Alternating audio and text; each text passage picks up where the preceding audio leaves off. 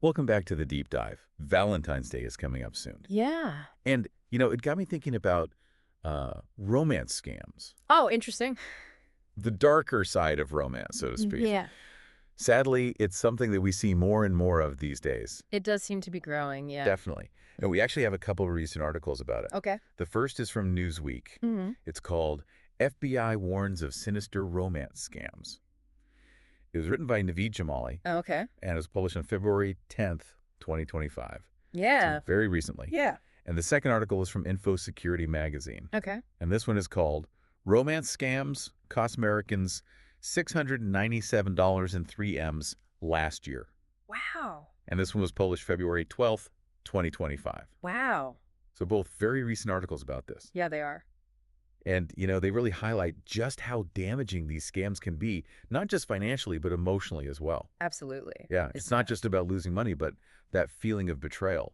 Having your trust completely shattered by someone you thought cared about you. Yeah, it's devastating. So in this deep dive, what we want to do is really unpack these articles, understand how big this problem is, the tactics scammers use, and most importantly, how we can protect ourselves Okay. and our loved ones from becoming victims. Sounds good. So let's just jump right in. First off, I'm curious about the scale of this. Okay. How widespread are these scams? You don't really hear about it that often, do you? You don't, but you might be surprised by the numbers. Okay. Security magazine, they actually cite some data from Comparetech that says nearly 59,000 Americans reported being victims of romance scams last year. In 2024? In 2024, yeah. Wow. And the total losses were a staggering $697.3 million. Wait, hold on. Almost $700 million Yes. lost in 1 year.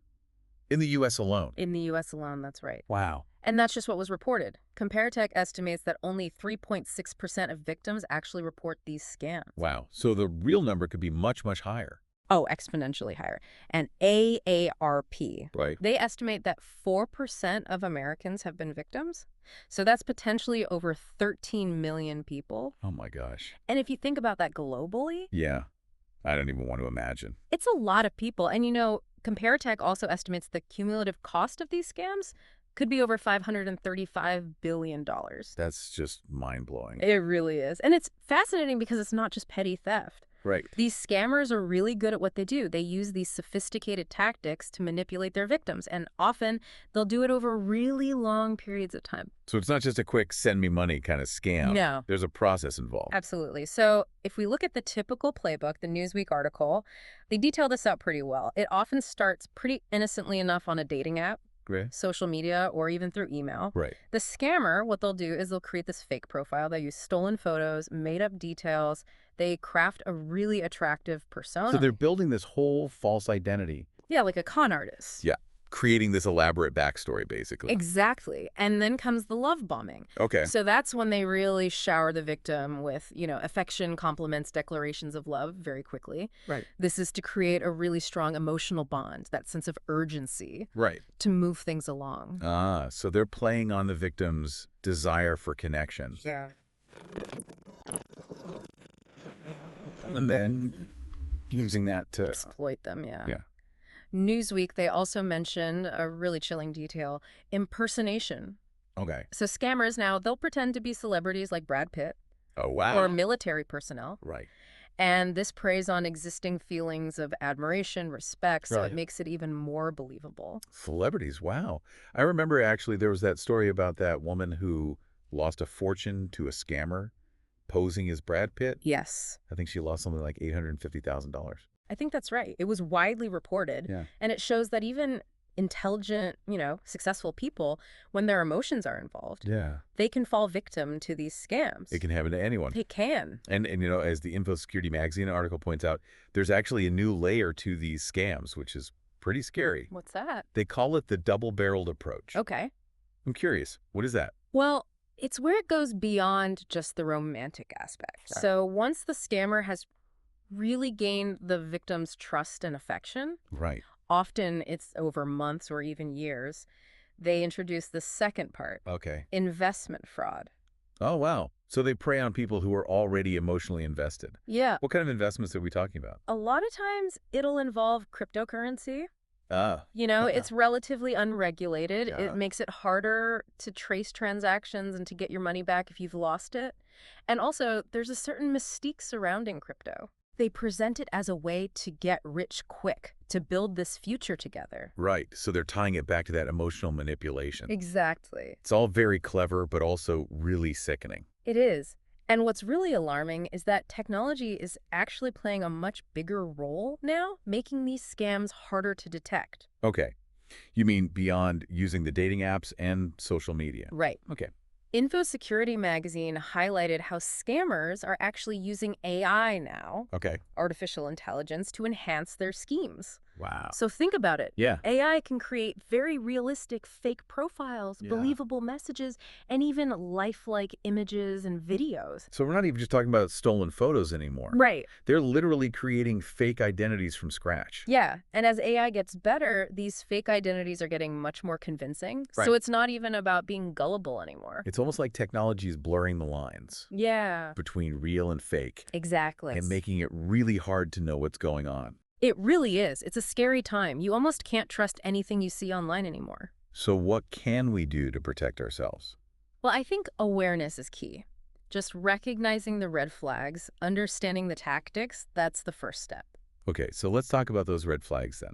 Both these articles, they offer some really good tips. They do, yeah. What are some of the things we should be looking out for? Well, some are pretty obvious, like asking for money. Okay, that's a big one, yeah. Uh-huh. But wouldn't any, genuine person online asking for money raise a red flag? How do you know the difference? Well, it's about looking at the context, the reason why they're asking, how insistent they are. Okay. Scammers, they create this sense of urgency, like a medical emergency, Right. family crisis, Right. legal trouble. They want you to feel like you're the only one who can save them. Exactly. Okay. What other red flags should we be watching out for? Well, anyone who's reluctant to meet in person or video chat. Okay. They might have elaborate excuses, but someone genuinely interested will want to connect on a deeper level. Yeah, it's easy to hide behind a fake profile, Yeah. but a video call is a lot harder to fake. Exactly. Also pay attention to inconsistencies in their stories. Do the details add up? Are there any contradictions? Okay. Scammers often slip up, Well- especially if they're juggling multiple victims Yeah. at the same time. Yeah. Another one is if they try and move the conversation off the platform quickly. Yes. I've heard that's a bad sign. Yeah. Why is that? Well, dating platforms and social media sites, Right. they have ways to report and block suspicious accounts. Yeah. So by moving to a private messaging app Right. or email, the scammers can kind of operate under the radar. So they're cutting you off from your friends and family who might give you a reality check. Exactly. That's so devious. It is. They want you focused just on them Right. and their fake world. So just trust your gut. If something feels off, it probably is. Okay. That's a lot to take in already. I mean, we've covered the scale, the tactics, Right. some of the red flags to watch out for. Yeah. But what happens if, despite all of this, someone does fall victim to a scam? What should they do? Well, first, stop all communication Okay. immediately. Don't engage. Don't confront them. Just cut off all contact. And then report it. To, like, the police. Yeah. But specifically, the FBI's Internet Crime Complaint Center, Okay. or IC3, and the Federal Trade Commission, Okay. the FTC. We'll be looking at an article from Navy News later. They also say to report it to your bank, especially if you've had any financial transactions. Okay, so report. Yeah. But what if you haven't lost any money? It's still worth reporting. Really? Yeah. Every report helps track these criminals, Right. understand their tactics, and potentially prevent others from becoming victims as well. Okay, good to know. So we've got the basics down. But in the next part of our deep dive, let's get a little deeper into the psychology of this. What makes people vulnerable in the first place? Okay. Is it just naivety, or is there something more going on? Yeah, that's a great question. It's a lot more complex than you might think. Okay, well, stay tuned, because we're going to get into that next. Welcome back to the deep dive.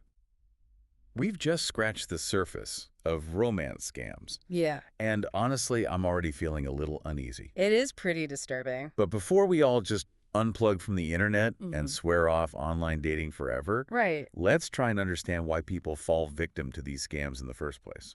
Yeah, because it's really easy to judge and say, oh, how could anyone fall for that? Right. But these scammers, I mean, they're masters of manipulation. Yeah. And a lot of times they target people who are particularly vulnerable. So is there a typical victim profile? Are we talking about people who are just gullible or naive? Not at all. Victims come from all walks of life, all ages, all backgrounds. I mean, remember, these are professional con artists. They're really skilled at identifying and exploiting vulnerabilities. Okay, so then what kind of vulnerabilities are we talking about? What makes someone more susceptible to these scams? Well, loneliness is a big one. You know, people who are feeling isolated or lacking social connection. Right. They might be more eager to believe someone who's just showering them with attention and affection online. Yeah, it makes sense. Yeah. When you're craving that connection, Yeah, you might be more willing to overlook those red flags, absolutely. ignore those doubts. And it's not just loneliness. Okay. Life transitions like a divorce or the death of a loved one Right. can also make people more vulnerable. Right. When you're grieving or feeling lost, you're seeking out that comfort and support. Yeah, And these scammers, they're ready to swoop in. they are. They're ready to step in as that perfect partner, Right. offer a shoulder to cry on, that listening ear, Right. seemingly unconditional love. But it's all fake. It's a facade, Right. a carefully crafted act. To gain their trust and take advantage of them. Yeah. And then, as we talked about earlier, they create that sense of urgency or crisis, Mhm. which I imagine can really cloud someone's judgment. Oh, absolutely. Yeah. You know, they claim they need money for a medical emergency, Right. a family crisis, legal trouble. Right.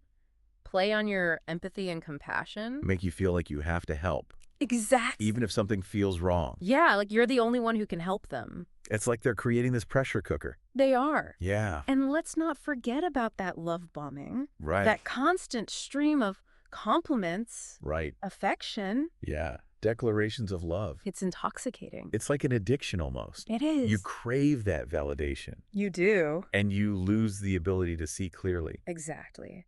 And these scammers are patient. I mean, they'll spend weeks, months, even years building that trust, grooming their victims. So they're not just looking for a quick payout. Mm. They're really playing the long game. They are. They're very strategic. It's terrifying, the level of manipulation involved. It is. And the sad thing is, the longer it goes on, Right. the harder it can be for the victim to break free, Even if they start to have those suspicions. even if they think something's wrong. It's pretty chilling. These scammers are almost like experts in human psychology. They are. They know how to push our buttons, how to exploit our desires and fears. Yeah. And unfortunately, it seems like technology is only making things worse. It is. We've already Yeah. talked about AI being used to create fake profiles and messages. Mm-hmm.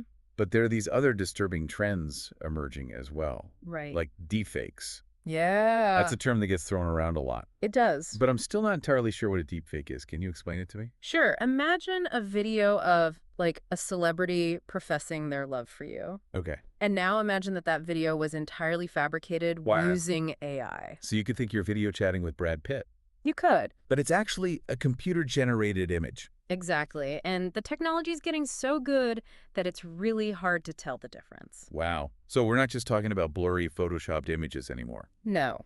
These deepfakes are high quality, realistic. Very realistic. And that's what makes them so dangerous, Right. because they can really erode trust Yeah. in genuine content. And it makes it even harder to know what's real and what's fake online. It's almost like we're entering this era where you can't trust anything you see or hear. Yeah. Are there other technological advancements that scammers are using? Absolutely. They're using a lot of sophisticated social engineering techniques now. Okay, social engineering. I've heard that term. Yeah. But what does that mean exactly? Well, it's basically the art of manipulating people into divulging information, Okay. taking certain actions. So it's less about hacking into computer systems. Right. And more about hacking into human psychology. Exactly. Okay. So scammers will use social engineering tactics to gain trust, extract personal information, and ultimately defraud their victims. Okay, I'm starting to see how this all fits together. Yeah. But can you give me some concrete examples of these social engineering techniques? I'm curious how this actually plays out in real life. Sure. Phishing is a classic example. Okay. You know, those emails that look like they're from a legitimate source. Right. Like your bank? Yeah, a bank, a government agency. I get those all the time. Yeah, and they ask you to click on a link or download an attachment. Right. But I thought that was just to steal your login credentials or install malware. It can be, but scammers can also use phishing to gain access to, like, your social media accounts Oh, okay. or your email, Right. and then they can impersonate you Right, or yeah. gather information that they can use against you. So it's like a stepping stone It to a is. more elaborate scam. Exactly. Wow. And they're getting really good at crafting these emails. They'll Yeah. use personalized information. They'll mimic the branding of legitimate organizations. Right. So you might think you're logging into your bank account, Well, but you're actually on a fake website controlled by the scammers. okay, that is scary. Are there any other social engineering tactics we should be aware of? Yeah. Another common one is pretexting. Pretexting. But So that's basically creating a false scenario or pretext to gain the victim's trust and trick them into revealing information.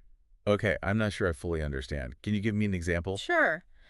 Imagine you get a call from someone claiming to be from your bank. Okay. They say there's been suspicious activity on your account, Oh, okay. and they need to verify your information. Right, which would make me think it's a legitimate call. Exactly. Okay. But actually, it's a scammer using this pretexting Right. to get your information. Okay, so it's not just about clicking on links anymore. No. These scammers are getting creative, Yeah. using psychological manipulation. Yeah. It's hard to know who to trust. It is. And that's why it's so important to be aware of these tactics and to be really cautious about sharing personal information online or over the phone.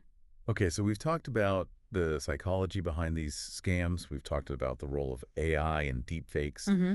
and now social engineering techniques. Yeah. I mean, it's clear that these cameras are getting more sophisticated, and they're really leveraging technology to their advantage. They are.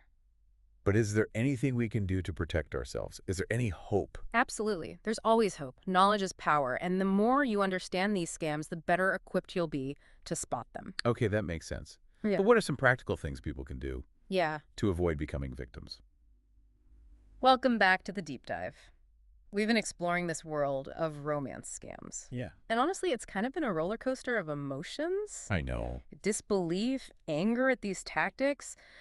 But I think what's struck me the most is just the devastating impact these scams have on the victims. Absolutely. It goes so far beyond just financial losses, which we've discussed can be very significant. Right. It's a huge emotional and psychological toll. Yeah, because it's not just about the money.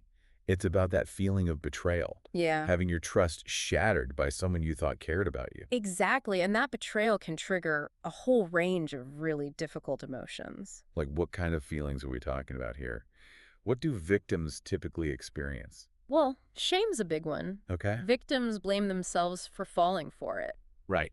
Feeling foolish, naive. I can see that. Questioning your judgment, your ability to trust your instincts. Exactly. And that self-blame can make it really hard to seek help or support. Right, because you're embarrassed, Yeah. afraid of judgment. Exactly. And then there's just that overwhelming sense of betrayal, like Yeah. having the rug pulled out from under you, Right. realizing that everything you thought about this person was a lie. It's almost like a double whammy. It is. You're grieving the loss of the relationship, Right. but also dealing with the trauma of the deception at the same time. Absolutely. It's just a lot to process. Yeah. And it doesn't just go away overnight. So what are some of the longer-term effects of these scams? Well, a lot of victims experience anxiety, depression. They Mhm. might have trouble sleeping, concentrating, Yeah. even flashbacks to the events. So it's almost like PTSD. It can be, Yeah. yeah. And for some, those emotional scars can linger for years. It's really sad. It's like the scam casts a shadow on their lives. It affects their ability to trust, form new relationships. Absolutely, yeah. It can make it really hard to move on, to believe in love again. Okay, so we've talked about the emotional toll, Right? but we can't forget about the financial devastation that these scams can cause. Yeah, absolutely. Victims can lose their life savings, max out credit cards, Right. take out loans trying to help the scammer. And we've seen cases where victims have lost hundreds of thousands, even millions of dollars. It's just heartbreaking. And that financial impact, it can extend far beyond just the immediate losses. Right, like a ripple effect. Yeah. Affect their ability to pay bills, provide for their family, maybe even keep their homes. Exactly. It can lead to bankruptcy, homelessness, Right. just a complete upheaval of their lives. It's really sobering to think about the long-reaching consequences. It is. It really highlights the need for more awareness, more prevention. Okay, so we've painted a pretty bleak picture here. We have. But I do want to end on a more hopeful note. Okay. What resources are available for victims who are struggling to cope? Okay, well, first and foremost, if you're struggling emotionally, it's so important to reach out for professional help. Okay. Talk to a therapist or counselor. Right, they can help process that trauma, maybe develop some coping mechanisms. Absolutely. Yeah. Help you start to rebuild. And are there support groups out there specifically for victims of romance scams? Yes, there are. And these groups can provide a safe space to connect with others who have been through similar experiences. That's so important, that sense of community, It is, yeah. knowing you're not alone. Exactly. And then beyond just emotional support, there are resources out there to help with financial recovery as well. Like what kind of resources are we talking about? Well, the FTC, Okay. they have a lot of good information on their website about repairing credit, Okay. managing debt, Hmm. rebuilding your finances. Are there organizations that specialize in helping victims of financial fraud? Yes, there are. They can offer guidance on legal options, debt management, Okay. financial planning. Okay, so there is help out there for both the emotional and financial fallout. Absolutely. And don't hesitate to reach out to your bank or credit card company if you've been a victim of financial fraud. Right. They might be able to offer assistance too. That's good to know. So many resources. Yeah. So many people willing to help. It's just a matter of reaching out. Okay, so we've covered a lot today, from how these scams work to the impact they have on victims. We have. And we've really emphasized the importance of awareness, prevention, and seeking help, Absolutely. whether for yourself or someone you know. Right. This has been a heavy topic, Yes. but I think a really important one. I agree. By shedding light on it, we can empower ourselves and others to stay safe. Thank you for joining us on this deep dive into romance scams. It's been a pleasure. And remember, if you or someone you know needs help, please reach out. You're not alone. Thank you for listening to The Deep Dive. See you next time.